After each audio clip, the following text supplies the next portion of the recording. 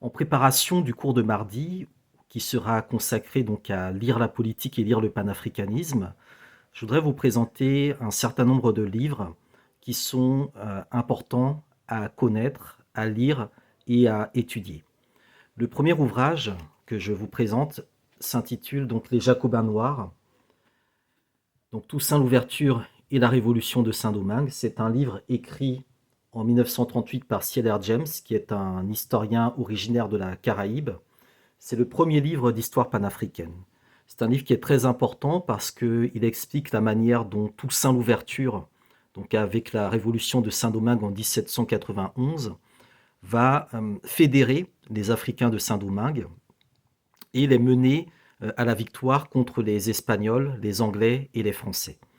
Toussaint l'ouverture va préparer le terrain géostratégique sur lequel Dessalines viendra ensuite parachever la victoire avec la libération et l'indépendance d'Haïti le 1er janvier 1804, qui est donc le moment fondateur du panafricanisme. Deuxième ouvrage, donc dans la lignée du précédent, Oruno Lara, La naissance du panafricanisme, des racines caraïbes, américaines et africaines du mouvement au XIXe siècle. Donc Oruno de Lara, donc c'est un ouvrage qui a été publié donc vers l'an 2000, si je ne me trompe pas, et qui revient justement sur ce 19e siècle où on voit l'influence de Haïti, la question du Back to Africa qui se pose au niveau des Noirs américains et donc le projet de retour au Libéria, et puis surtout le parcours d'un certain nombre de personnes comme Benito Sylvain, comme Henry Sylvester Williams, comme Anténor Firmin, qui sont abordés dans ce livre qui va donc à peu près jusqu'à la conférence panafricaine de 1900. C'est un livre qui aussi présente un certain nombre de sources, donc des documents d'époque, qui sont relativement rares et qui sont très utiles pour comprendre un peu les enjeux donc, de ce qui allait devenir le panafricanisme. Le troisième ouvrage, il s'inscrit encore une fois dans cette logique globale, le mouvement panafricaniste, un recueil de textes. Donc c'est un ouvrage qui a été édité donc par Lazare Kizerbo, qui donc a réuni un certain nombre de textes fondateurs du panafricanisme, des extraits des discours et des déclarations des grandes conférences panafricaines, et un certain nombre également d'analyses qui sont très importantes. Donc c'est un ouvrage dont vous pouvez trouver également, que vous pouvez également vous procurer sur Internet. Il est en ligne. Ouvrage suivant, alors Histoire de l'Afrique noire, d'hier à demain. Donc c'est un livre écrit par Joseph Kizerbo, donc le père de Lazare Kizerbo, en 1972, un grand historien burkinabé. Alors l'intérêt de ce livre qui fait un peu plus de 700 pages, c'est qu'il est vraiment très bien écrit. Il est vraiment écrit comme un roman, comme une histoire, et il y a un certain nombre de photographies, de documents, de cartes, qui rendent vraiment la lecture simple, fluide et très agréable. Donc c'est vraiment le livre que je vous recommande, même si du fait qu'il date de 1972, il est un peu daté, puisqu'il n'aborde pas les 50 dernières années. L'ouvrage suivant, encore un ouvrage assez important, donc Le panafricanisme de la crise à la Renaissance de Michel Kounou, dont le sous-titre ici est très important. Le sous-titre donc est une stratégie globale de reconstruction effective pour le troisième millénaire. Alors l'intérêt de cet ouvrage qui est assez volumineux également, qui fait environ 600 pages, c'est qu'il aborde les différentes branches du panafricanisme, politique, économique, géopolitique, militaire, etc. Et il donne aussi des orientations sur quelles sont les pistes que l'on pourrait suivre pour repenser justement les questions de panafricanisme aujourd'hui. Donc c'est vraiment un ouvrage qui à la fois fait une analyse et donne également une prospective avec des propositions de continuité. Ensuite, un autre ouvrage historique, Georges Padmore, Panafricanisme ou communisme, publié à la fin des années 50 chez Présence africaine. Alors Georges Padmore, c'est un militant de la Caraïbe qui part d'abord aux États-Unis, puis ensuite il est expulsé des États-Unis, donc il se retrouve plutôt du côté des soviétiques. Et après, il va également tourner le dos aux soviétiques en estimant que les Noirs devaient vraiment s'organiser sur leurs priorités, notamment la question coloniale. C'est dans ce contexte-là qu'il va devenir le mentor, enfin l'un des mentors les plus importants de Kwame Nkrumah, donc le premier président du Ghana, et qu'il apportera également une lecture assez critique du modèle soviétique, tout en refusant évidemment de se mettre du côté des Américains. Donc c'est quelqu'un qui pense déjà la question du non-alignement, donc de la fin des années 50, et qui va malheureusement décéder de manière précoce en 1959. Néanmoins, il a eu le temps donc de former Kwame Nkrumah, qui est donc le champion du panafricanisme. Donc sur Kwame Nkrumah, vous avez son autobiographie, voilà, chez Présence africaine. Vous avez également le livre Le consciencisme, dans lequel il explique un peu sa philosophie politique, sa vision de la culture africaine et du rapport entre la tradition africaine et les différentes formes d'influence. Donc c'est un ouvrage de philosophie politique. Vous avez également donc le manifeste politique de Kwame Nkrumah, donc Africa Must Unite, l'Afrique doit s'unir, qui est un livre écrit en prélude à la conférence d'Addis Abeba de mai 1963. Il s'agissait vraiment de convaincre tous les dirigeants qui seraient présents à Addis Abeba que la seule voie possible pour l'Afrique, c'était d'aller à l'unité, d'aller aux États-Unis d'Afrique. Et pourquoi les États-Unis d'Afrique? Parce que tout simplement, il était nécessaire que les États africains qui accèdent à l'indépendance puissent combattre une forme de domination dont Nkrumah a inventé le nom, qui est le néocolonialisme. Le néocolonialisme, dernier stade de l'impérialisme. Donc on trouve une référence quelque part à Lénine, mais dans l'analyse de Nkrumah, qui effectivement s'appuie sur des éléments liés donc au marxisme, il y a une véritable critique du rôle du système bancaire, du rôle des multinationales, du franc CFA. Il y a une véritable analyse très précise des enjeux géostratégiques qui concernent le continent africain, notamment autour du capitalisme de monopole et de ce qu'on va appeler un peu plus tard le dollarisme. C'est probablement à cause de la publication de cet ouvrage que Kwame Nkrumah sera renversé en février 1966 par un coup d'État militaire réactionnaire fomenté par les Américains. Sur Nkrumah, vous avez aussi le petit ouvrage que j'ai édité, donc aux éditions du CETIM. Et vous avez aussi Samuel Ikoku, qui a écrit une analyse assez intéressante du Ghana de Nkrumah, dans laquelle il explique un peu le modèle de gouvernance politique qui était celle de Nkrumah, les difficultés qui ont été les siennes, les faiblesses, les lacunes, les erreurs. Et ça aussi, c'est quelque chose qui est très important. On ne peut pas se développer, on ne peut pas avancer, on ne peut pas s'améliorer si on n'est pas capable d'identifier ses erreurs et de comprendre également les failles qu'il est nécessaire de combler. Alors Nkrumah, une fois renversé, le panafricanisme va se tourner vers Dar es Salaam, vers la Tanzanie de Julius Nyerere. Et donc là, vous avez un texte de Julius Nyerere qui est la déclaration d'Arusha, donc socialisme, démocratie et unité africaine.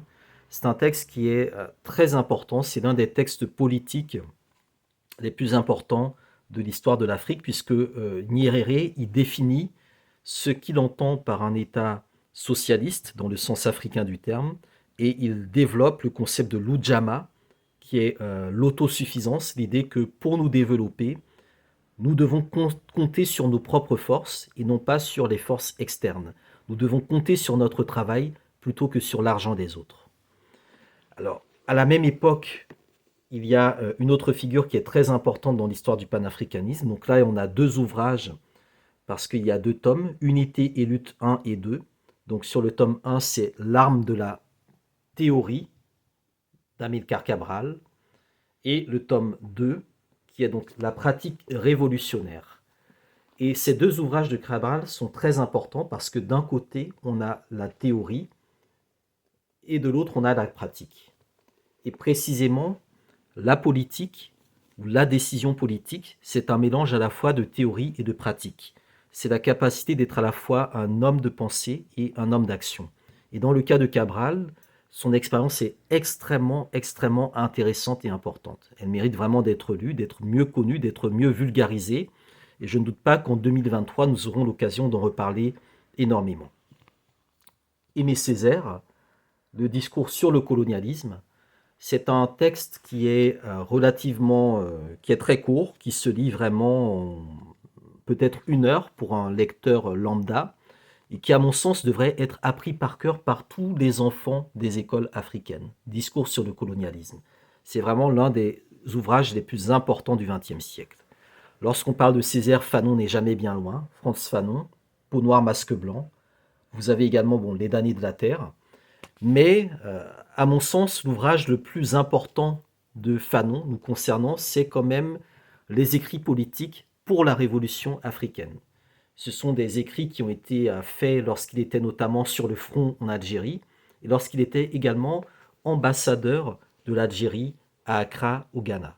Et donc dans les écrits, vous avez un certain nombre d'actualités qui sont abordées, comme la répression aux Antilles sous domination française, les liens entre la guerre d'Algérie et la répression dans les Antilles, des comptes rendus des différentes conférences panafricaines auxquelles il a pu assister, et puis également un texte très important, Lettre à la jeunesse africaine, où il appelle effectivement donc la jeunesse africaine donc à comment dire, découvrir sa mission, identifier sa mission, la remplir et la trahir dans une relative opacité. Une autre figure majeure, évidemment, Cheikh Anta Diop. Donc là aussi, nous sommes en 1960. Donc les fondements économiques et culturels d'un État fédéral d'Afrique noire. C'est le livre programmatique de Cheikh Anta Diop. C'est un livre également qu'il faudrait apprendre quasiment par cœur.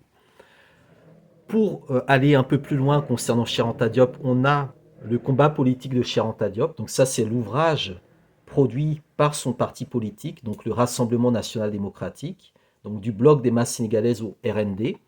C'est très important de rappeler que Cheikh Anta Diop n'a pas juste été un scientifique, un intellectuel. Ça a été un grand militant politique.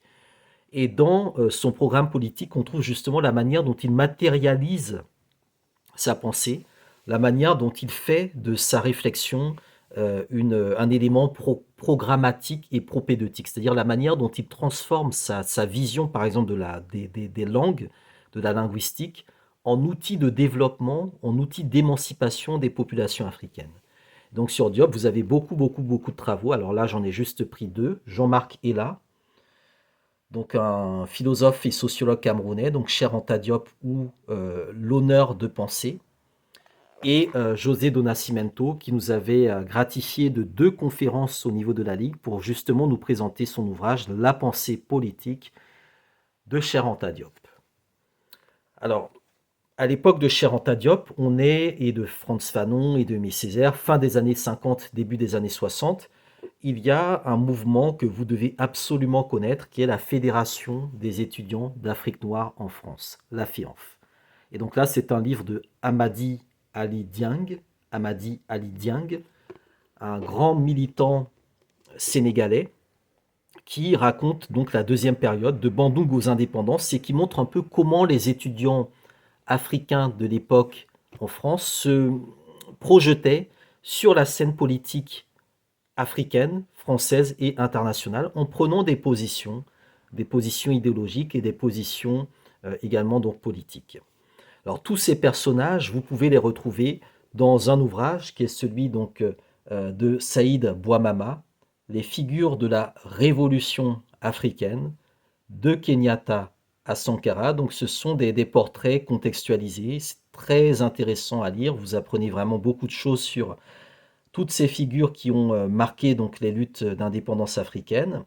Et vu que l'ouvrage de Saïd s'arrête effectivement à Sankara, qui est considéré comme la dernière grande figure du panafricanisme, vous avez évidemment donc les ouvrages de Sankara, comme par exemple ce petit texte, donc Nous sommes les héritiers des révolutions du monde, donc l'un des extraits de discours de Sankara, et puis la somme, donc Sankara parle les discours de la révolution burkinabé, avec notamment le fameux discours d'orientation politique, le DOP, qui est celui qui donne, on va dire, les grandes lignes de la politique panafricaine, anti-impérialiste, émancipatrice que Thomas Sankara va proposer pendant les 4 ans qu'il passera donc à la tête du Faso avant d'être assassiné par l'impérialisme. Voilà. On continue sur des ouvrages un peu plus généraux. Hubert Kamgang, au-delà de la conférence nationale pour les États-Unis d'Afrique, c'est un penseur et militant camerounais qui nous a quittés il y a quelques années, très peu de temps en réalité. Et donc, comme le titre l'indique, on est dans la période de la fin des années 80, début des années 90, au moment où le mur de Berlin tombe, c'est la fin de la guerre froide et on entend parler un peu partout de démocratie. On a des conférences nationales qui amènent à la chute de ce qu'on appelait les partis uniques, le monopartisme. Et Kamgang pose un peu cette question de qu'est-ce que nous faisons au-delà de faire des conférences nationales? Dans quelle direction nous orientons-nous pour faire en sorte que la fin de ce monde bipolaire ne marque pas la mise en place d'un monde unipolaire dont l'Afrique serait à la traîne dans le contexte de la mondialisation néolibérale qui est un peu la marque de la démocratie occidentale. Albert Moutoudou, donc l'hypothèse panafricaniste.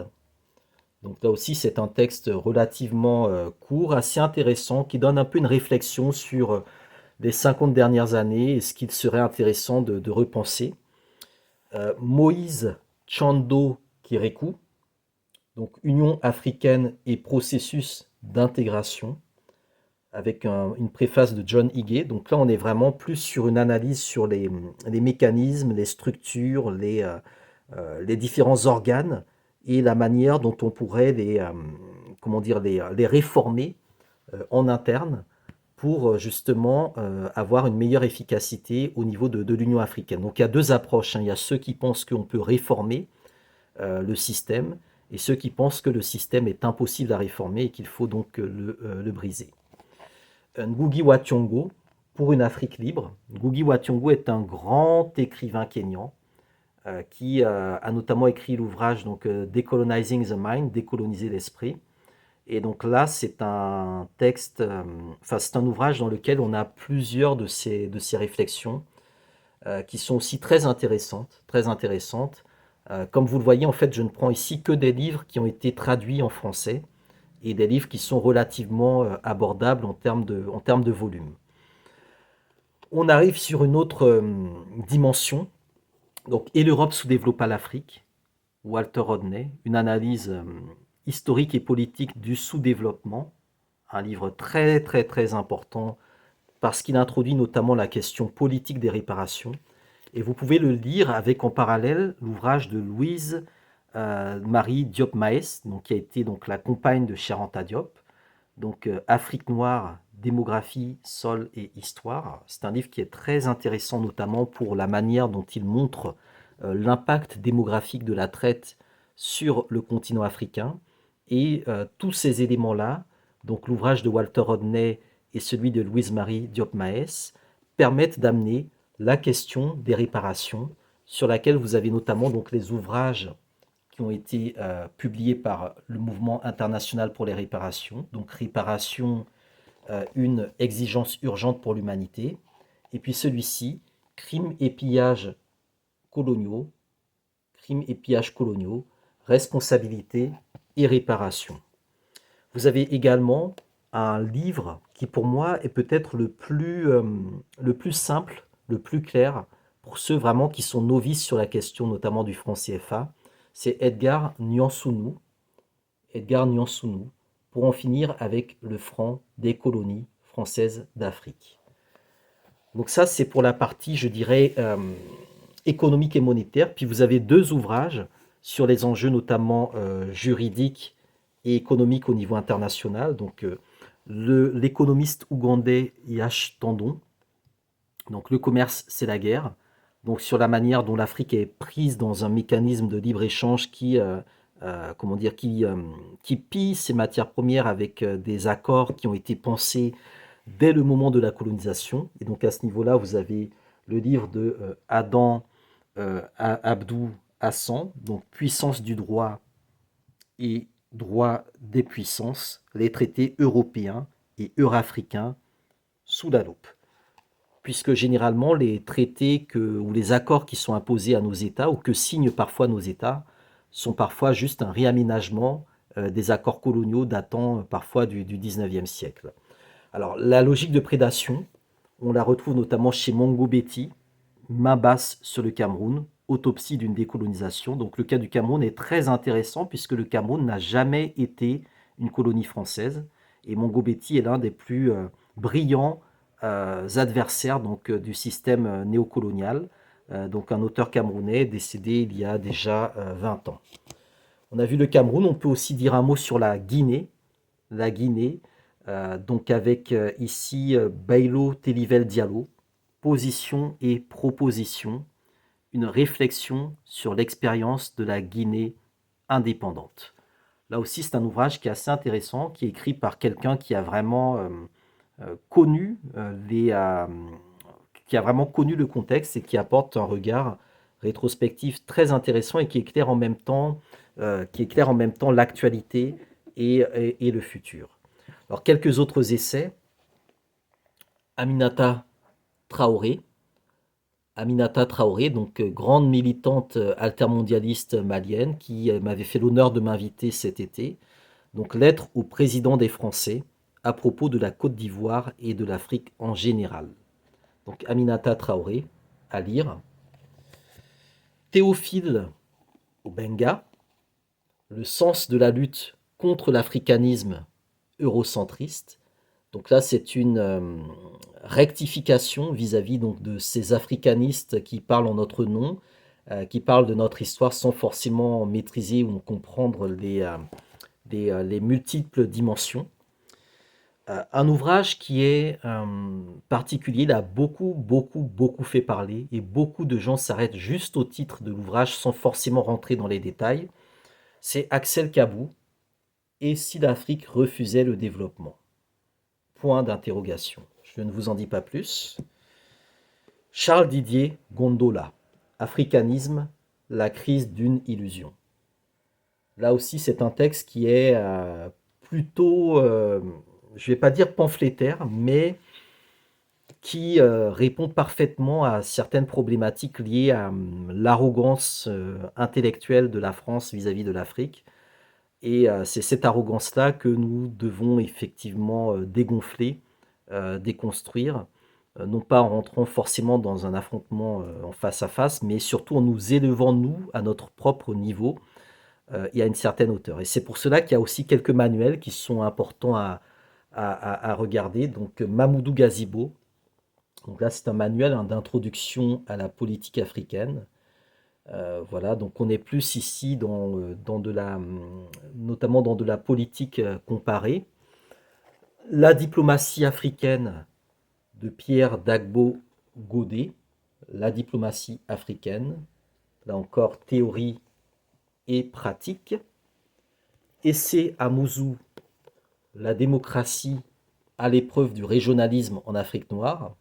Alors, lors du précédent cours, l'un d'entre vous, justement, avait posé cette question de est-ce qu'il ne faudrait pas plutôt aller vers du régionalisme? Donc, c'est un ouvrage qui répond d'une certaine manière. Alors, Pierre Kipré avait écrit ce livre-là, Le concept de souveraineté en Afrique.